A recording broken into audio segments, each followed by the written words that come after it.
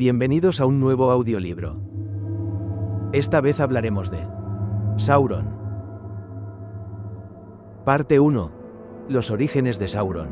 Hace mucho tiempo, cuando el mundo aún era joven y las estrellas brillaban con fuerza sobre la vasta Tierra Media, existían seres de un poder inmenso llamados los Ainur.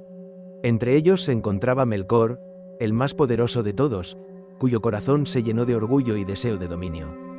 De los mismos Ainur surgió Sauron, un espíritu llamado originalmente Mairon, el Admirable. Era un Maya, un ser de luz y sabiduría, más pequeño que los Valar, pero aún así poseedor de un poder inmenso y un conocimiento profundo de las artes de la creación y la forja. Desde joven, Mairon mostró una inclinación hacia el orden y la perfección, deseando que todo funcionara según su visión exacta. Este deseo, sin embargo, sería su debilidad. La perfección que buscaba podía ser utilizada para controlar y dominar. Sauron fue seducido por la promesa de poder de Melkor. Aunque en un principio era un espíritu brillante y servicial, pronto se convirtió en su más fiel sirviente. Aprendió de él las artes de la maldad y la dominación, y con el tiempo se convirtió en su lugarteniente más temido. A diferencia de Melkor, que era caótico y destructivo, Sauron poseía paciencia, astucia y la capacidad de planear a largo plazo. Su malicia no residía en la fuerza bruta, sino en la inteligencia y la manipulación. Durante los primeros años de su servicio a Melkor, Sauron se especializó en las artes de la forja, la ilusión y la transformación. Podía adoptar cualquier forma que deseara, y con frecuencia aparecía como un ser amable o incluso un príncipe noble para engañar a los elfos y hombres. Su habilidad para cambiar de forma y engañar a los corazones de los mortales sería una de sus herramientas más temibles a lo largo de los siglos. La primera gran sombra que Sauron dejó sobre la Tierra Media no fue con un ejército, sino con el terror de la corrupción. Donde iba, las semillas de la desconfianza y la ambición se sembraban con facilidad. Aunque Melkor fue finalmente derrotado y encarcelado tras la primera gran guerra de los Valar contra él, Sauron sobrevivió. A diferencia de su maestro, él aprendió la lección. No necesitaba la destrucción total para triunfar, bastaba con la manipulación paciente y la acumulación de poder. Fue así como Sauron comenzó a forjar su propia leyenda oscura, más sigilosa y peligrosa que la de Melkor. Su corazón ya no estaba lleno de luz, sino de un frío deseo de orden según su propia visión. Un mundo donde él gobernara, no por fuerza desatada, sino por control absoluto. Y así terminó la primera era de su historia, no con un grito de guerra, sino con un susurro en las sombras, mientras Sauron comenzaba a planear su ascenso, esperando el momento en que la Tierra Media sería suya. Parte 2. El ascenso en la Segunda Edad. Tras la caída de Melkor, la Tierra Media conoció un tiempo de relativa calma, pero las sombras nunca desaparecen del todo. Sauron, aprendiendo de la derrota de su maestro, comenzó a tejer su propio plan de dominación con paciencia y astucia. Su poder ya no dependía solo de la fuerza bruta, su arma era la seducción del corazón y la mente de mortales e inmortales por igual. Durante la Segunda Edad, Sauron tomó forma humana en apariencia noble y se presentó ante los elfos como Anatar, el Señor de los Dones. Con voz suave y apariencia atractiva, prometió compartir conocimientos de forja y magia para beneficio de todos. Los elfos de Eregion, dirigidos por Celebrimbor, confiaron en él, y juntos comenzaron a crear los famosos anillos de poder. Sin embargo, Sauron tenía un secreto. Mientras enseñaba a los elfos a forjar los anillos, él mismo fundía en secreto un anillo supremo, el Un Anillo, en el fuego del Monte del Destino. Este anillo contenía gran parte de su propio poder, y a través de él podía controlar todos los demás anillos y, por ende, a sus portadores. Era un plan maestro, paciente y frío, digno del astuto Maya que se había convertido. Cuando finalmente los elfos comprendieron su traición, Sauron ya era demasiado poderoso. Su anillo les permitía detectar y dominar incluso los pensamientos de aquellos que usaban los otros anillos. Así comenzó su reinado de terror. Los señores de los hombres cayeron bajo su influencia, y los reinos de los elfos fueron puestos a prueba. Sin necesidad de marchar con un ejército enorme, su sombra se extendía silenciosa pero inexorable sobre la Tierra Media. En esta época también surgieron sus aliados más fieles, los Nazgûl, los 9 hombres que, seducidos por los anillos de poder, se convirtieron en espectros al servicio absoluto de Sauron. Ningún ser viviente podía resistirse a ellos, y su presencia se sentía como un frío que robaba la voluntad y la esperanza. La Segunda Edad fue testigo del auge de Sauron no solo como guerrero, sino como manipulador. Sus conquistas no eran siempre visibles, muchas veces se daban en el secreto de los consejos, en la corrupción silenciosa de líderes humanos y en la siembra de desconfianza entre los elfos. Su gran error, si es que se puede llamar así, fue la confianza de los elfos en su propia sabiduría. Porque incluso los más sabios pueden ser engañados por la promesa de conocimiento y poder. El fin de esta era llegaría con la última alianza de elfos y hombres, una coalición sin precedentes que se levantó contra Sauron. Pero eso es historia de la siguiente parte. Parte 3. La última alianza y la primera caída. La ambición de Sauron creció durante siglos, oscureciendo poco a poco la Tierra Media. Su sombra se extendía desde Mordor, aquella tierra negra y volcánica donde el aire parecía siempre cargado de maldad. Los hombres y los reinos de los elfos comenzaron a comprender el peligro demasiado tarde, pero aún quedaba tiempo para organizar una resistencia. Así nació la última alianza de elfos y hombres, liderada por Gil-galad, el alto rey de los elfos del oeste, y Elendil, el gran rey de Númenor superviviente. La alianza fue un acto de desesperación, una unión forjada por la necesidad de frenar la sombra que amenazaba con devorar toda la Tierra Media. Ejércitos de hombres y elfos marcharon hacia Mordor, conscientes de que la batalla sería terrible y quizás decisiva para siempre. Durante años lucharon sin descanso. La guerra fue titánica, con batallas que duraron días y noches, y en las que la muerte y la devastación se convirtieron en compañeras constantes. Sauron, aunque poderoso, no estaba invulnerable. Llevaba su forma física, enorme y terrible, como un guerrero de pesadilla. Su presencia por sí sola inspiraba miedo, y su habilidad con la magia y la estrategia mantenía a raya incluso a los ejércitos más numerosos. Finalmente, la batalla culminó en las llanuras de Dagorhal, frente a las puertas negras de Mordor. Allí, la última alianza penetró hasta los muros de la Fortaleza Negra, y en la puerta de Mordor se libró el enfrentamiento decisivo. La guerra no solo fue de espadas y flechas, sino de voluntades y poderes arcanos. Sauron se enfrentó personalmente a Elendil y Gil-galad, y aunque su fuerza era inmensa, los líderes de la alianza lucharon con determinación y coraje. El combate final fue devastador. Elendil cayó, Gil-galad también, y solo uno de ellos sobrevivió lo suficiente para infligir un golpe fatal. Isildur, hijo de Elendil, cortó el anillo único de la mano de Sauron con una espada quebrada. La forma física de Sauron se destruyó, y su cuerpo quedó hecho pedazos. Pero su espíritu, oscuro y persistente, no fue destruido. Esta fue la primera gran caída de Sauron. Sin su cuerpo, no podía manifestarse plenamente, pero su malicia continuó vagando como una sombra incorpórea, buscando volver a tomar forma. Mordor quedó desolada, y la Tierra Media disfrutó de un respiro de siglos, aunque la memoria de su terror quedó marcada en todos los corazones. Sauron había aprendido una lección. La fuerza bruta no bastaba. Su verdadera arma era ahora la paciencia y la manipulación. Mientras los hombres celebraban su aparente victoria, Sauron empezaba a planear su regreso silencioso, y su espíritu comenzó a reconstruirse poco a poco, esperando el momento oportuno. Uno de sus actos más astutos fue infiltrarse entre los elfos y los pueblos del oeste, usando agentes y espías. Su paciencia era infinita. Podía esperar décadas, incluso siglos, para que sus planes se ejecutaran. Mientras tanto, su sombra crecía, y la tensión aumentaba. Los sabios y los guardianes de la Tierra Media, como Gandalf y otros Istari, comenzaron a sospechar que la calma era solo un engaño, y que Sauron regresaría más fuerte que nunca. Así, el retorno de Sauron marcó el inicio de la Tercera Edad, un tiempo en el que el mal se movía en silencio, manipulando a los hombres y preparando el terreno para un conflicto que aún estaba lejos de ser abierto, pero que cambiaría la historia de la Tierra Media para siempre. Parte 5. La oscura red del poder.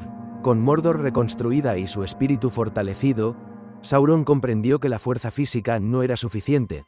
Necesitaba crear instrumentos de control absoluto sobre aquellos que dominaban la Tierra Media. Así surgieron los Nazgûl, los 9 hombres que, corrompidos por los anillos de poder, se convirtieron en sus espectros eternos. Estos reyes humanos, originalmente señores poderosos y ambiciosos, cayeron víctimas de la codicia, aceptaron los anillos que Sauron les ofrecía y, poco a poco, sus vidas se consumieron. se convirtieron en sombras sin voluntad propia, enlazadas al servicio del Oscuro Señor. Los Nazgûl se convirtieron en sus ojos y manos, sirviendo como agentes de terror y espionaje, capaces de doblegar incluso a los más valientes.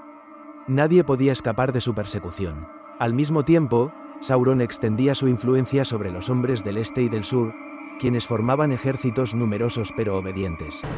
Los antiguos reinos de Gondor y Arnor, debilitados tras siglos de guerras internas, comenzaron a sentir la presión de su poder creciente.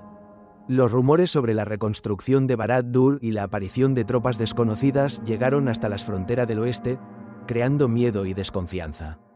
Pero su estrategia más astuta no estaba solo en la guerra abierta. Sauron manipulaba el corazón de los hombres, explotando sus ambiciones, su codicia y su miedo. Reinos que creían ser independientes, poco a poco, se convirtieron en aliados involuntarios de Mordor, entregando información y recursos sin darse cuenta de la amenaza que servían. Sauron también empezó la búsqueda obsesiva de su anillo único, el vínculo con su poder total. Sin él, su fuerza estaba limitada. Con él, podría dominar toda la Tierra Media. Sus agentes rastreaban cada movimiento, siguiendo rumores, historias y cualquier pista que los mortales dejaran. Paciente y meticuloso, esperaba el momento perfecto para recuperar lo que era suyo por derecho. Durante siglos, Sauron se mantuvo en las sombras, construyendo su ejército, preparando su regreso y extendiendo su influencia. Nadie sabía con certeza cuándo se alzaría, pero la tensión crecía. Cada reino, cada ciudad, cada aldeano sentía la sombra que se cernía desde el este. El miedo era su arma más poderosa. Una tierra dividida y desconfiada era mucho más fácil de dominar que cualquier ejército. Así, en la Tercera Edad, Sauron se convirtió no solo en un señor de la guerra, sino en un maestro del engaño y la manipulación, cuyos hilos invisibles movían los destinos de hombres, elfos y enanos, preparando la llegada de un tiempo oscuro y peligroso que marcaría para siempre la historia de la Tierra Media. Parte 6. La sombra sobre la Tierra Media. Mientras Sauron reconstruía su poder en Mordor, la búsqueda de su anillo único se convirtió en su obsesión más profunda. El anillo no solo contenía gran parte de su poder, sino que era la llave para dominar completamente la Tierra Media. Sin él, su fuerza estaba limitada, y su control sobre los Nazgûl y los reinos humanos no sería absoluto. Los siglos pasaron, y el anillo cambió de manos muchas veces, perdido y encontrado por mortales sin darse cuenta de su importancia.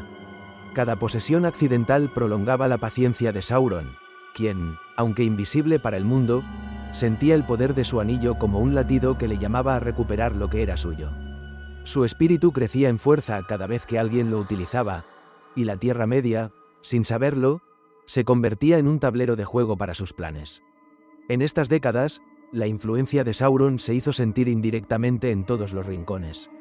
Sus agentes, humanos y criaturas corruptas, buscaban rumores sobre el paradero del anillo.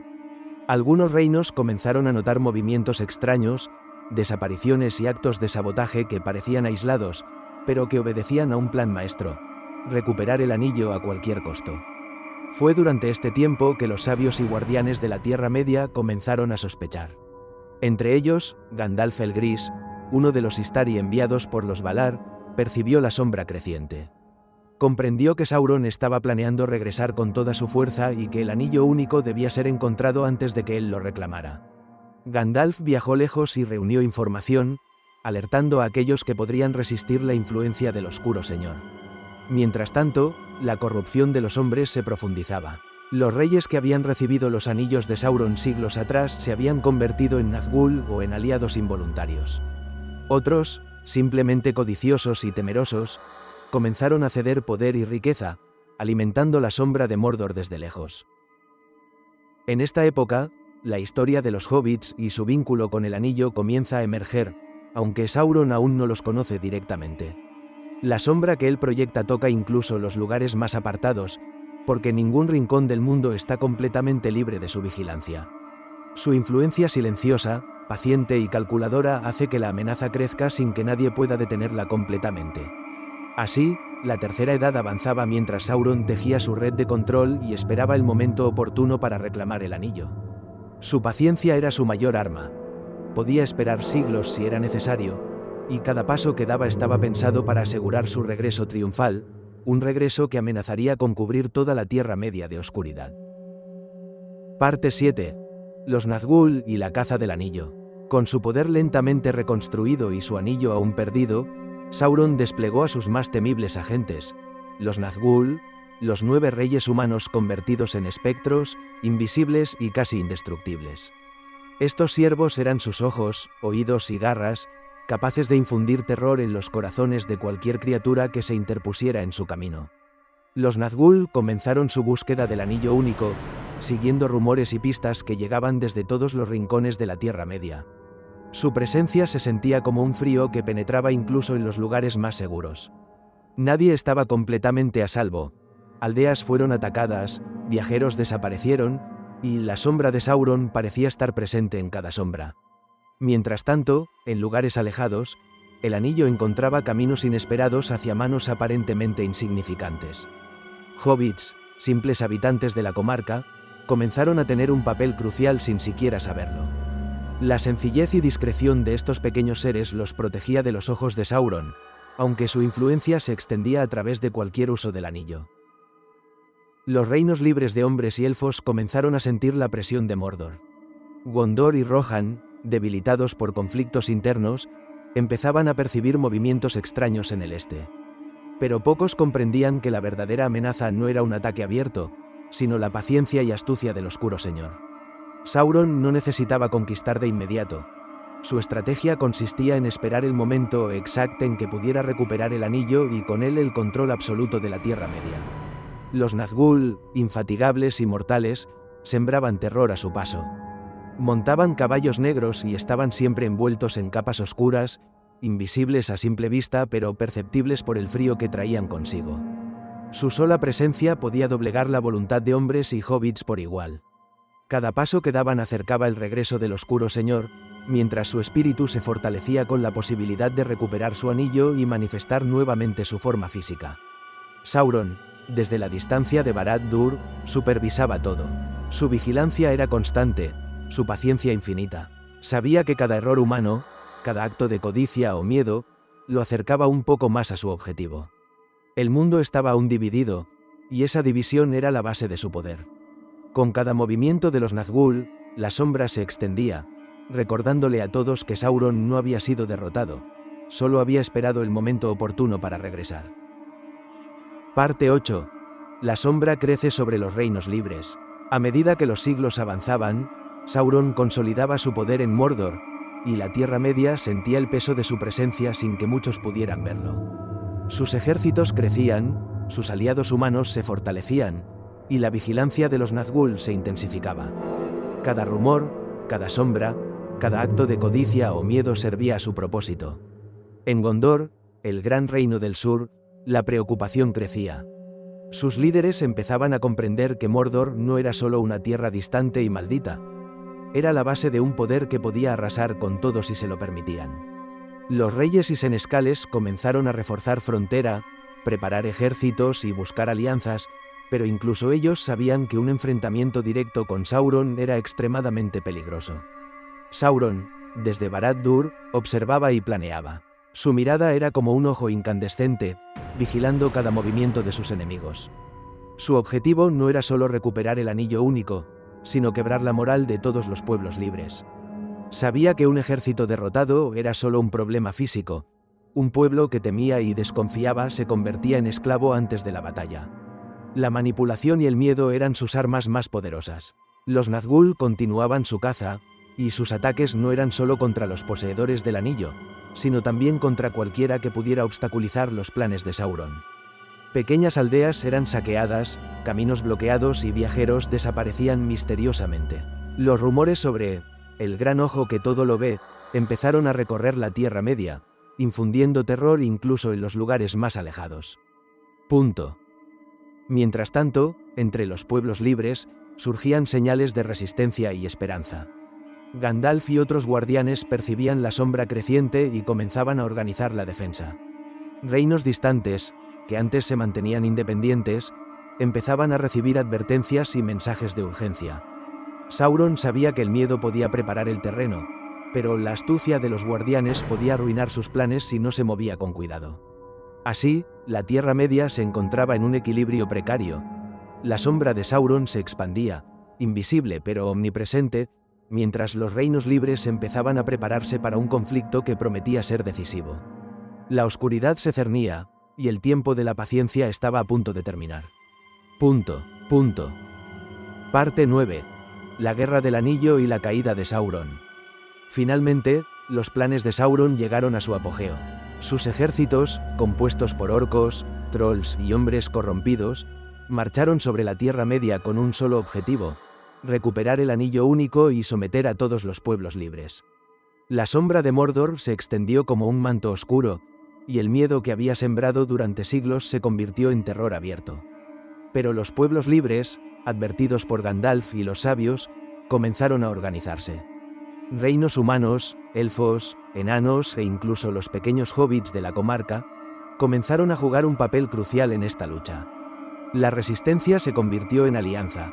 Gondor y Rohan unieron fuerzas, y los pequeños héroes que portaban el anillo buscaban llegar a Mordor para destruirlo en el fuego del Monte del Destino.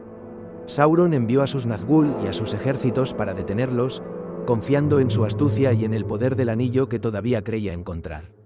Pero no contaba con la valentía, la amistad y la resistencia de aquellos que se levantaron contra él.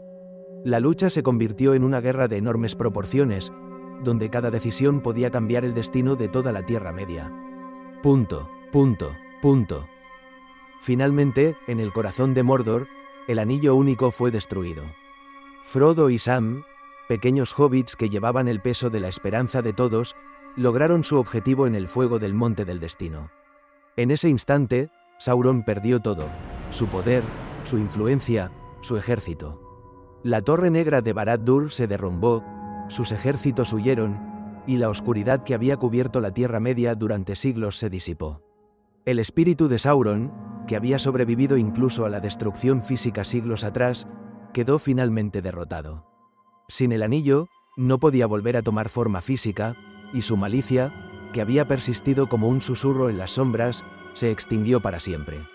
La Tierra Media respiró aliviada, la era de la sombra había terminado, y los pueblos libres pudieron reconstruir sus reinos y vivir, aunque siempre recordando la advertencia: incluso la oscuridad más poderosa puede surgir de la ambición y la codicia.